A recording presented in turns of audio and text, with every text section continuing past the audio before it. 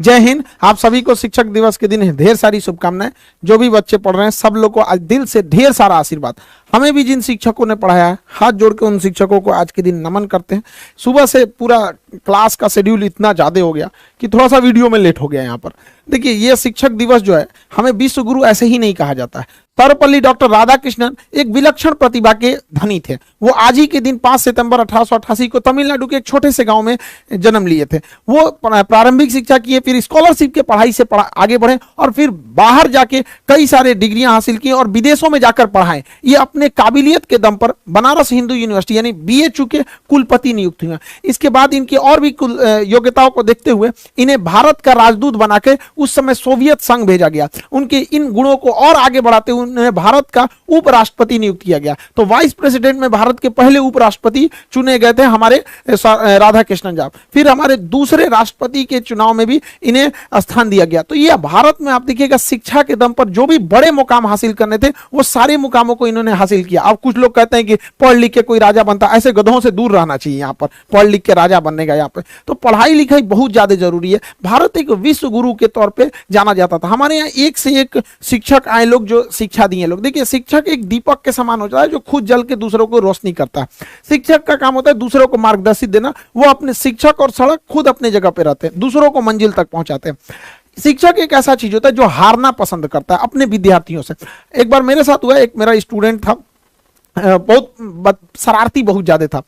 उसका सिलेक्शन हो गया और उसका शौक था कि उसको मतलब अधिकारी बनना, तो DSP हो गया था।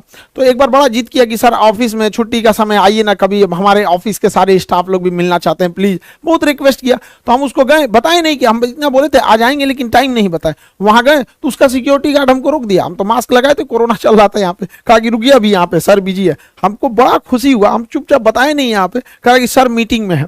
हम क्या अच्छा रुको। तो हमने उसको कॉल किया कि कहाँ हो, तो कह रहे सर ऑफिस में है। हमें बाहर खड़े हैं। दौड़ा आया और उसको कहा कि तुम सर हमारे खान सर। तो कह रहे तो उसने भी पहचान लिया।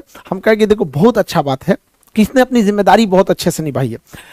तो कहने का सेंस है कि इतना खुशी हुआ हमको कि हर माँ बाप और शिक्षक अपने अपने खुद विद्यार्थियों से हारना चाहते हैं। माँ बाप आपसे हारना चाहते हैं, वो चाहते हैं कि आप उनसे भी आगे जाए। हम खुद चाहते हैं कि बाबू आप सब लोगों से कहते हैं कि पढ़ लिख कर इतने आगे जाइए ना कि आपसे मिलने के लिए हमें आपके ऑफिस में पूछ के आना पड़े। उस दिन हमारे को लगेगा नहीं हम सफल हो गए। हम आपसे हारना चाहते हैं। जी जान लगा के पढ़ाई कीजिए, माँ बाप का, देश का, सबका नाम रोशन कीजिए। हम एक सोने की चिड़िया कहलाते थे एजुकेशन के दम पर। लोग चाइना से पढ़ने आते थे। आज चाइना कितना डेवलप हो गया है। हमारे यहाँ ह्वेनसांग, फाहियान, दुनिया भर के चाइनीज सब पढ़ने आए। सब विदेशी लुटेरे आए थे सब हमारे यहाँ लूटने के लिए। इसका मतलब हमारे पास कुछ था। ऐसे कोई श्रीलंका में डकैती करने जाएगा, सोचो है ये नहीं है वहां पे, जो बताता है कि हमारे यहाँ कुछ था तो लूट के ले गए। हमें वापस इस चीज को भरना है। आज के समय शिक्षा से हम इसे भर सकते हैं। हमारी सबसे पहली जो टीचर होती है वो हमारी माँ होती है। हालांकि जिंदगी में बहुत सारी चीजें होती हैं, टूटा दिल, खाली जेब, भूखा पेट, ये सब भी बहुत बड़े टीचर होते हैं। ये सब जो जीवन में लेसन देंगे वो कोई नहीं देता। हमारी पहली जो टीचर होती है हमारी माँ होती है। माँ देखिएगा बच्चे को अक्सर कमर पे रखती है और कमर पे लेके घूमती है। इससे क्या है कि वो बच्चे को तकलीफ देना नहीं चाहती। कमर पे बैठेगा लड़का तो उसको आराम होगा और वो वहीं तक देख सकता है जहां माँ देख सकती है, क्योंकि कमर पे बैठने के बाद लगभग दोनों की निगाहें सेम होती है। तो माँ सोचती है बेटे को आराम रहे। पिता की सोच थोड़ी डिफरेंस होती है। पिता देखोगा खुश होगा तो बच्चे को कंधे पे बैठाएगा।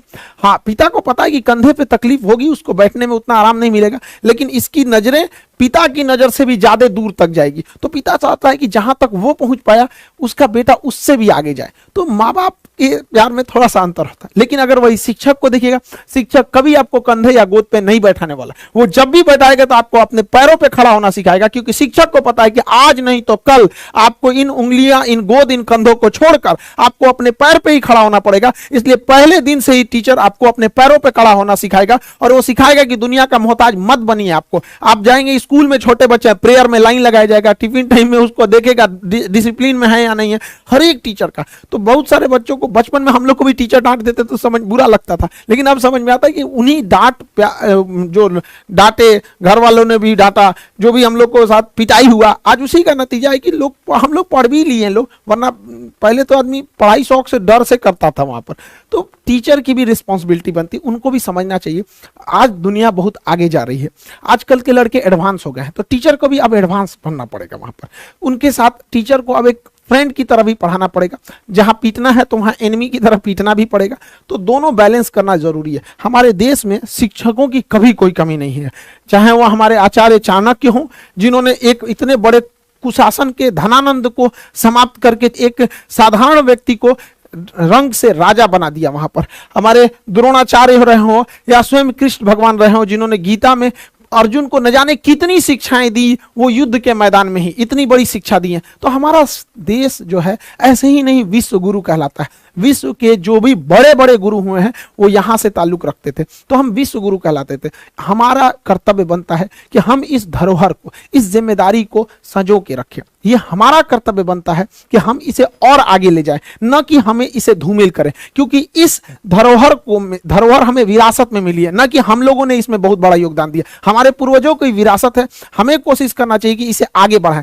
एटलीस्ट अगर आगे नहीं बढ़ा सकते हैं तो इसे स्टेबल रखें, न कि इसे धूमिल करें। अभी क्या है कि टीचिंग फील्ड में बहुत सारा चीज जो हो गया है, वाहियात चीजें आ गई हैं। कुछ टीचरों को देख रहे हैं, खास करके भाई हम क्या ही बताएं, कुछ फीमेल टीचरों से रिक्वेस्ट है कि आप पढ़ाने आ रहे हैं तो अपने पर्सनल लाइफ को अपने घर पे रखिए। टीचर की सोशल जिम्मेदारी भी होती है, वो एक स्टूडेंट के लिए रोल मॉडल होता है। क्लास में आके उल्टा सीधा एक्टिविटी करिएगा। कई को देख रहे थे क्लासों में आके आंख मार रहा है, उल्टा सीधा कमेंट पढ़ना है। देखिए कमेंट रहे ना रहे ऐसे ही झूठे पढ़ देते हैं सब। तो ऐसे टीचर लोगों को भी कहते हैं ध्यान दिया कीजिए। हम ही लोग हैं भाई, किसी दिन बाल कटवाएंगे तो कभी ज्यादा काट देगा, तो पता है कि लड़का पूछने वाला है कि सर आज बाल ज्यादा काट दिया, तो क्या हम ये कमेंट पढ़ेंगे? इग्नोर करेंगे हम ये सब चीजों को। कोई क्वेश्चन पूछ रहा है तो उसको पढ़ेंगे, तो जानबूझ के ऐसा ऐसा कमेंट पढ़ेगी, सर मैडम आज गोर लग रही है, ससुरत ने फिल्टर और मेकअप हटा के देखो दलिदर लगेगी। यहाँ पे अपने से सोच लेना है।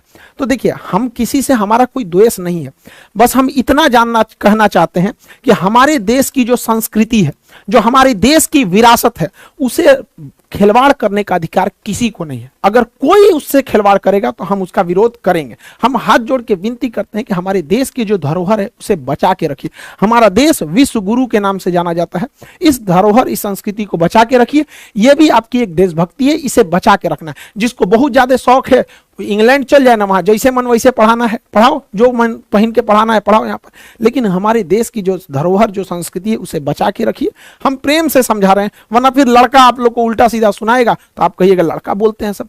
एक टीचर की अंदर ये समझ होनी चाहिए कि हमें किस तरह के भाषा का प्रयोग करना है, या फिर किस तरह के कमेंट्स को पढ़ना है, कैसे कपड़े पहनने। अब ये सब समझाने की चीजें हमारे यहाँ। टीचर की पहचान उसके पढ़ाने से होनी चाहिए। जैसे हमारे संदीप महेश्वरी सर, इनकी पहचान क्या है? मोटिवेशनल वीडियोस देते हैं, इनके कंटेंट जो होते हैं मोटिवेशन से रहते हैं। ये हमारे विवेक बिंद्रा साहब बिजनेस कोच हैं, बिजनेस के नए नए आइडियाज देते हैं। यहाँ पर एपीजे अब्दुल कलाम क्यों जाने जाते हैं? मिसाइल मैन के लिए। खान सर के बारे में कुछ क्यों जाने जाते हैं? तो जटिल चीजों को समझा देते हैं, ना कि नाचने गाने के लिए। यहाँ पर तो कई ऐसे टीचर हैं जो पढ़ाने से ज्यादा नाचने गाने के लिए फेमस है। तो प्लीज आप लोगों से हाथ जोड़ के विनम्र विनती करते हैं कि आप ध्यान दीजिए। समाज का एक आप रोल मॉडल हैं, आपको समाज के हिसाब से चलना पड़े। देश ने इतना बड़ा धरोहर दिया है। भारत में जितना शिक्षकों का कदर होता है ना, उतना विश्व में कहीं नहीं होता है। आपको विश्वास नहीं होगा, चलिएगा अमेरिका में, एक के रेस्टोरेंट में टीचर चाय पी रहा है, वहीं में एगो कोनो लड़का अपनी गर्लफ्रेंड को लेकर आके चाय पी रहा है। हमारे यहाँ आज भी संस्कार जितना टीचरों को दिया जाता है, हमारे यहाँ कहा जाता है गुरु गोविंदो पाकरो काको लागो पाए, बलिहारी गुरु आपने गोविंद दियो बताए। हमारे यहाँ भगवान से बड़ा दर्जा दे रहा है। तो आप इसको समझिए। भगवान लोग को भी देखते हैं कैसे रहते हैं, तो इस चीज को प्लीज समझिए। हम ये क्यों कर रहे हैं? ये एक हमारी विरासत है, इसे बचा के रखना हम सब का सामूहिक जिम्मेदारी है। हर जगह जहां कुछ लोग रहते हैं, आपसी कुछ मतभेद हो जाते हैं, तो हम सारे लोगों से भी यही कहते हैं। आज का दिन शिक्षक दिवस है, स्टूडेंट से भी कहते हैं और टीचर लोगों से भी कहते हैं कि आपसी विवाद को आपस में ही सुलझा लेना चाहिए। विवाद से विकास रुक जाता है। आपसी विवाद को सुलझा लेना चाहिए, ना कि तू मैं करके विवादों को बढ़ा देना चाहिए। हमारे पास तो कई हमारे मित्र हैं, टीचर हैं लोग, वहां पे कई बार ऐसा कहते हैं कि सर अपना बैचवा थोड़ा देर से दीजिएगा ना, हम थोड़ा सा बैच अनाउंस करके तो कुछ एडमिशन ले लेते, तो क्या हम उससे लड़ने जाएंगे? हम कहे ठीक है भाई, थोड़ा सा देर से ही दे देंगे। एक लड़का हमारे ऑफिस में आया, कह रहा है कि सर हम आपके पास फाउंडेशन किए, सारा कोर्स किए, एग्जाम में थोड़ा सा डिले हो गया तो हम एक जगह टेस्ट सीरीज पकड़ लिए। उनका कहना है कि लड़का हमारे यहाँ से पढ़ा था, हम बताइए सर हम जा रहे हैं अभी ये करने। हम उसको समझा रही गधा कहीं का, अभी से तुम इतना गुस्सा क्यों करने लगा? तो स्टूडेंट सबको ये समझ में नहीं आता है कि यार तुम इतना ज्यादा गुस्सा क्यों करने लगता है। कोई को भी गुस्सा हमेशा मूर्खता से प्रारंभ होता है और पश्चाताप पे आरंभ होता है। कभी गुस्सा नहीं कीजिए, कभी किसी की बुराई नहीं कीजिए, अपने काम पे फोकस कीजिए। जब हम YouTube स्टार्ट किए थे तो हमको मतलब कुछ खास आइडिया नहीं था, लेकिन YouTube का आप मेरा